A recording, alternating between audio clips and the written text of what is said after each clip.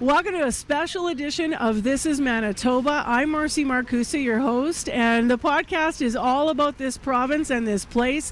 So what a better place to have our podcast today than live from the corner of Portage and Main. So why are we here today on the podcast? Well, because it is a historic day in the city of Winnipeg, which is, don't you know, the capital of Manitoba. This intersection behind me, unlike a lot of major Canadian cities, has been closed to pedestrian traffic for 46 years. And that is because some of the decisions that were made back in, well, the 70s, leading up to 1979 and the closure. I am here today in June. The date is June 27th, 2025. We don't often date the podcast, but this one will go down in history because today, in just hours from when I'm talking right now, this intersection is going to reopen to foot traffic here in the city of Winnipeg.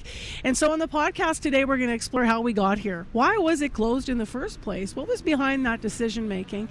And then we're also going to hear from the mayor of the city of Winnipeg about the way forward. Winnipeg is going through a lot of transformations that makes this much more than just reopening to foot traffic and intersection. There's also some very big transit changes coming to the way our buses move in the city, and there's also some very big changes to the vibe of the city of Winnipeg.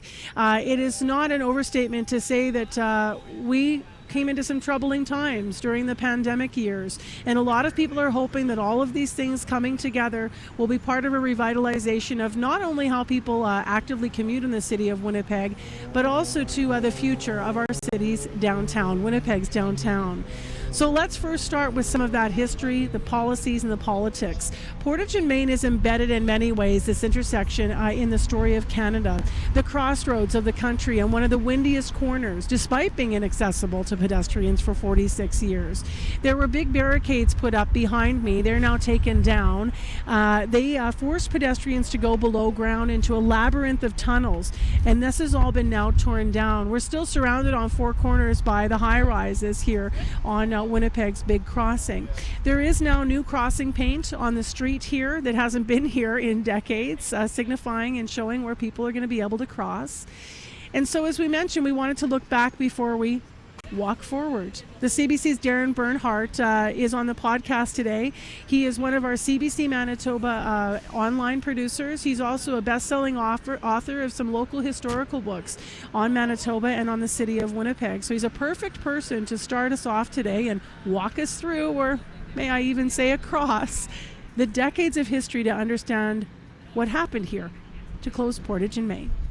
Hi, Darren. Thanks for being up early with us. Oh, no, my pleasure, Marcy. So it's been a long road, so to speak. How did this finally happen? Well, kind of like how the intersection started in the first place, against all odds. When Henry McKenney opened a store at this corner, well, actually, the corner right across from us, we're looking over at the BMO building. That was the corner where he opened a store in 1862. And he was ridiculed for it being too far from Upper Fort Garry, which is just south of us, and that was really the center of the settlement. And you know, people thought he was too far from the river. Like, why he was would too you far put it here? Yeah, like, why are you going far away from where everybody is? But you know, here's what historian Gordon Goldsborough had to say. The center of Winnipeg back then was very definitely not at the corner of Portage and Main. It was, of course, the Upper Fort Garry. That was the center of government. It was the center of commerce. It was the center of settlement. Everybody who was anybody was at Fort Garry. Obviously, it worked out for him, despite all the naysayers to his choice, Darren. Yeah, absolutely. Within 7 years, there were 33 buildings clustered around this corner. Everybody started to follow what McKenney had done because he had drawn in what were originally these ox cart and traveling paths had made it a very popular corner. And in a thread that kind of runs through our history when we talk about reopening Portage and Main now, the vast majority was against that, and yet here we are. Right? It's like it just succeeds despite all odds. So we got to put our bell bottoms on for the next part. We got to go beyond McKenney and the dusty roads when there wasn't even street signs here saying Portage and Main. Let's get us into the 1970s. Let's remind people why they closed this intersection to pedestrians in the first place. Yeah, for sure. So in the 60s, everything was starting to move to the suburbs. The residents were moving to suburbs. Suburban malls were opening up. So Winnipeg's core was in decades of decline in economic growth, stagnant development. Something major had to happen. And in the mid-1970s, the Trizac Corporation promised something the city could not ignore. They promised to build 2 towers, a hotel, and actually this bank is one of them. But right behind me here at the corner, they promised to make this development with an underground retail space that would double as a heated, sheltered crossing for pedestrians trying to get across Portage and Main. Who wants to cross Portage and Main? Not all of that happened. We know one of the towers only got developed a few years ago. Yeah. So that project was in.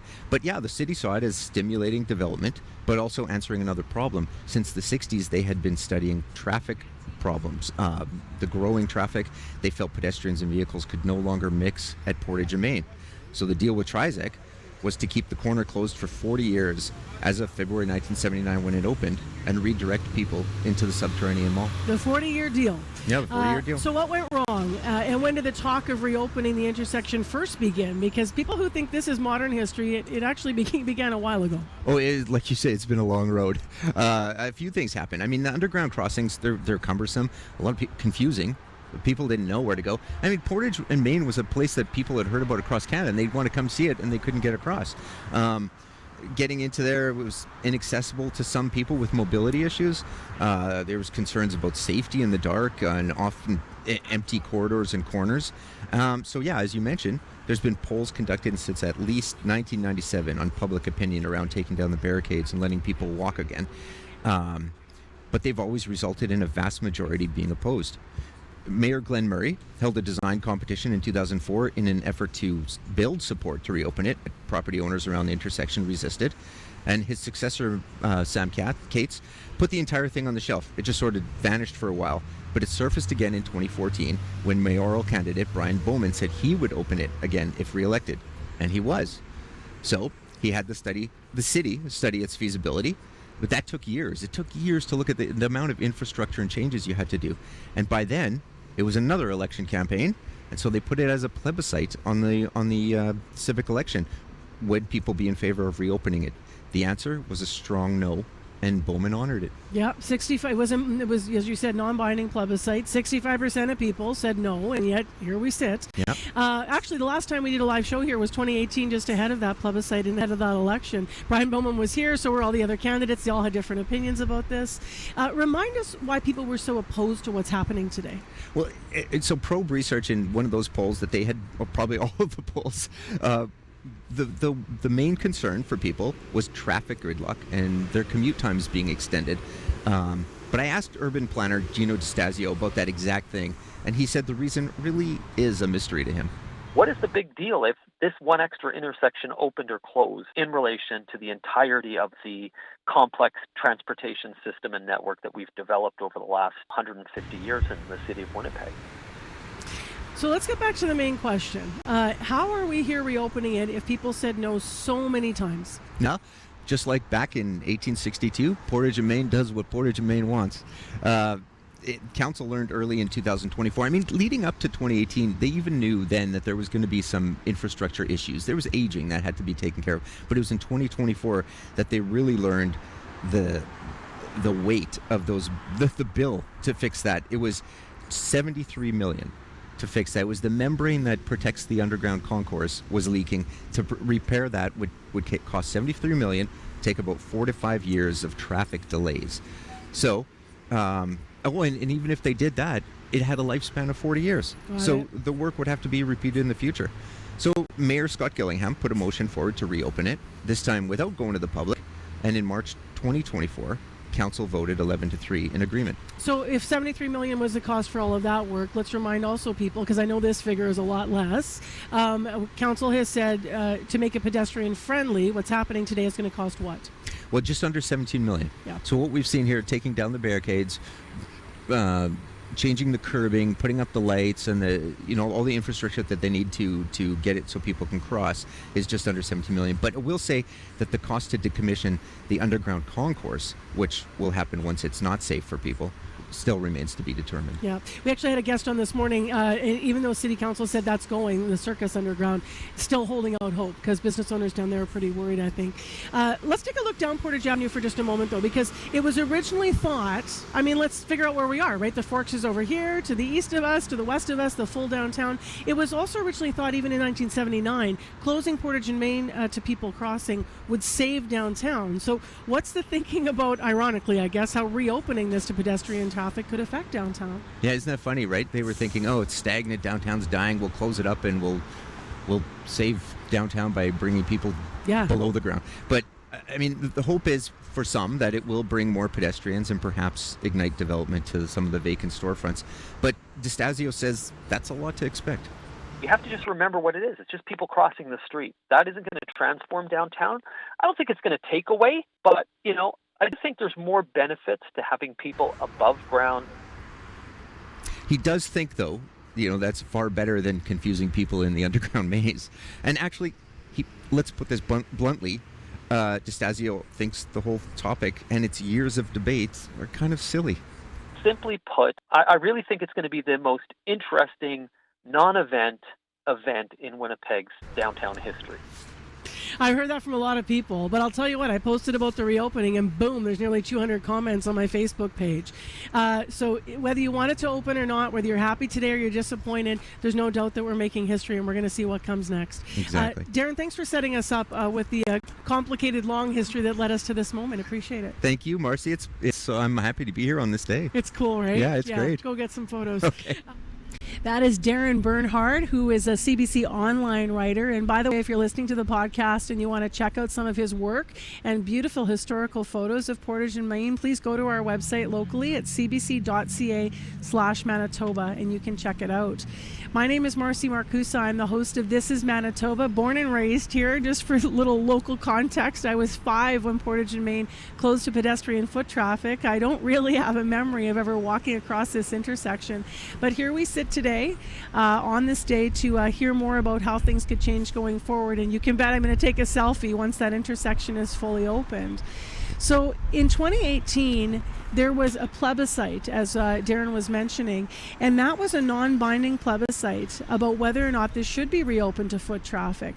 And actually, the majority of Winnipeggers said no. 65% of people voted for this not to happen. But Mayor Scott Gillingham, the City of Winnipeg mayor, and the majority of the council here voted to reopen Portage and Main. They said it came down to economics and the bottom line. Here's my conversation with Mayor Scott Gillingham about Portage and Main. Good morning. Good morning. So I've been watching the crews. They've been sort of starting with new signage behind us. There's still those hooded caps over the pedestrian crossings so people know it's not quite ready. How are you feeling about today? I'm feeling really good about today. This is actually a really big week for the city of Winnipeg, and especially for our downtown. Today, in a few hours, we'll open Portage and Main to pedestrian traffic, as you said, for the first time in 46 years. Sunday, our transit system changes entirely to a new transit network system, and then Graham Avenue, the buses come off of Graham, and we're going to open that up to be a pedestrian corridor. So there's a lot of really exciting things happening in the downtown this week. What do you say to the folks that aren't excited, those who feel disappointed? I alluded to this. Maybe they feel like they voted no in 2018. The majority of people did on that plebiscite, and they don't buy it. They think this is going to be a traffic nightmare. They have some worries. What do you say to those folks today? Well, a couple of things. First of all, we have pedestrians crossing at thousands of intersections in Winnipeg, so we can do this. But I think the other thing I would say is that we had a study of the underground concourse, which has to be repaired because there's water coming into it. When the early numbers came in, it's $73 million to repair the underground concourse and 5 years of construction at Portage and Main at street level. So there'd be 5 years of traffic delays. When we looked at that, it really came down to a practical decision to say it's time to open Portage and Main to pedestrian traffic at grade. Also, when we look at the future of our city, I think this is a very important decision. to make this investment as one investment in the downtown, one of many key things that's happening in the center of our city.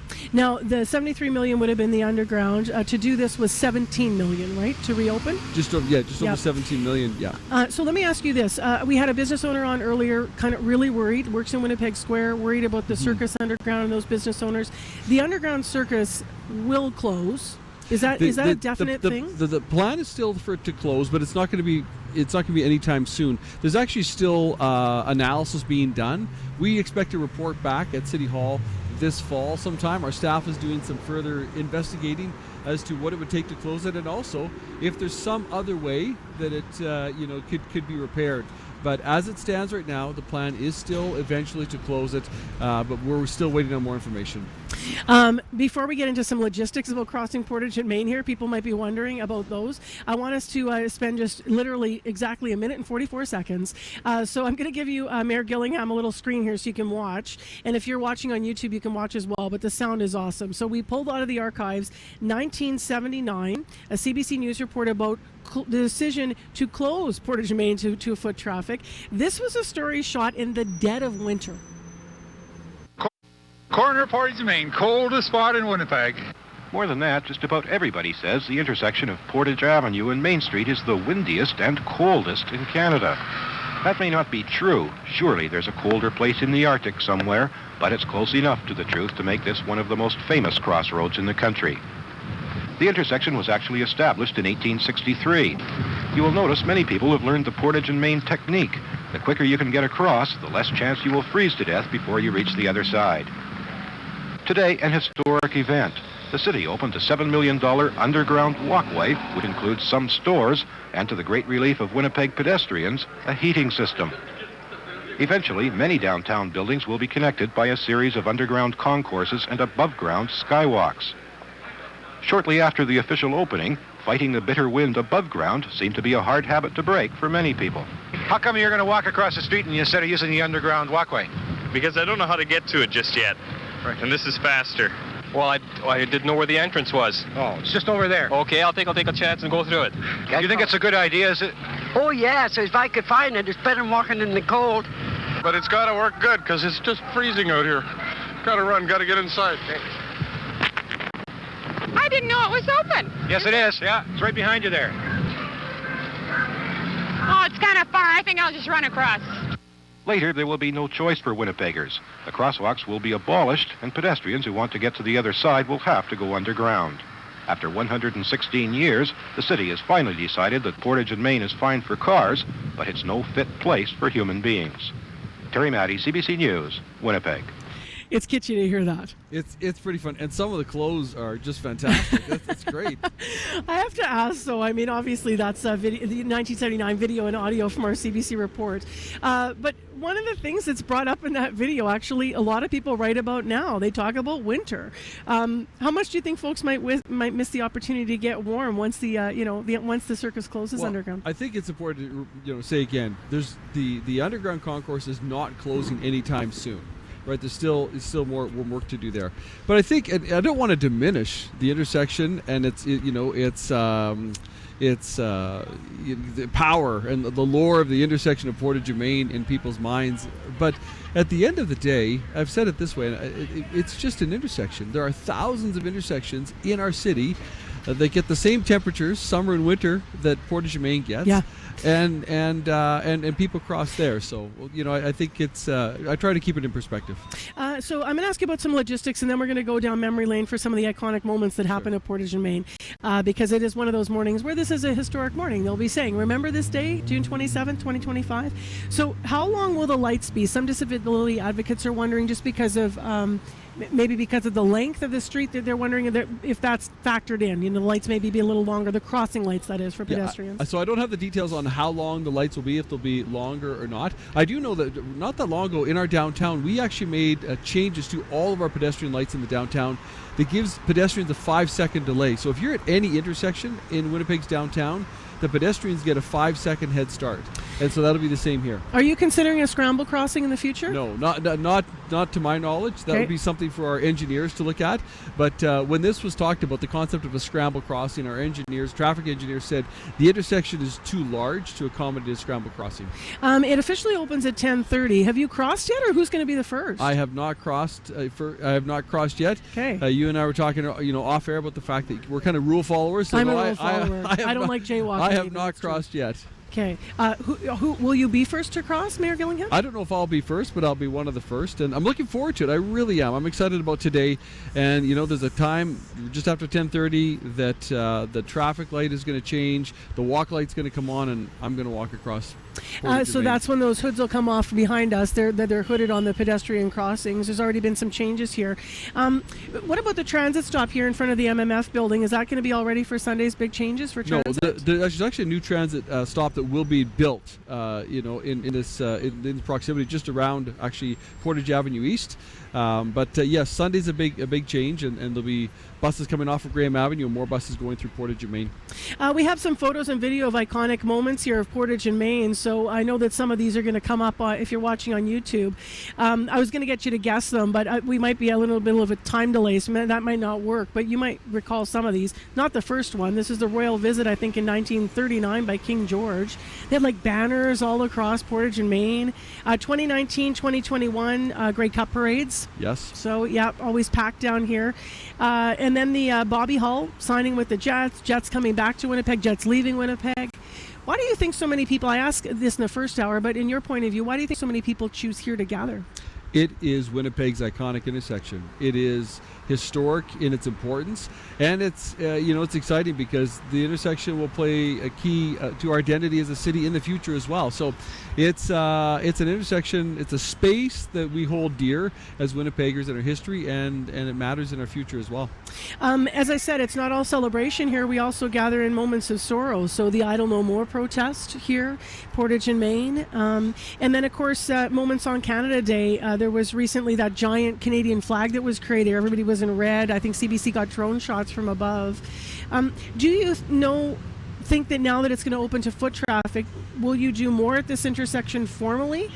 I'm not expecting you're going to say you're going to bring back the $300,000 street parties that we had before, but I'm wondering whether or not you might think about that more formally, gatherings here and such. There's no immediate plans for that. I mean, I guess anything is possible, but I have in my office, on my wall, I have several photos. One of the photos I have is from Victory in Europe Day of 1945, where people gathered to celebrate, the end of the war in Europe, and they gathered at Portage and Main. And that photo is now, taken just over 80 years ago. And you're right, Portage and Main has always been a gathering place for key moments in our city and our community's history.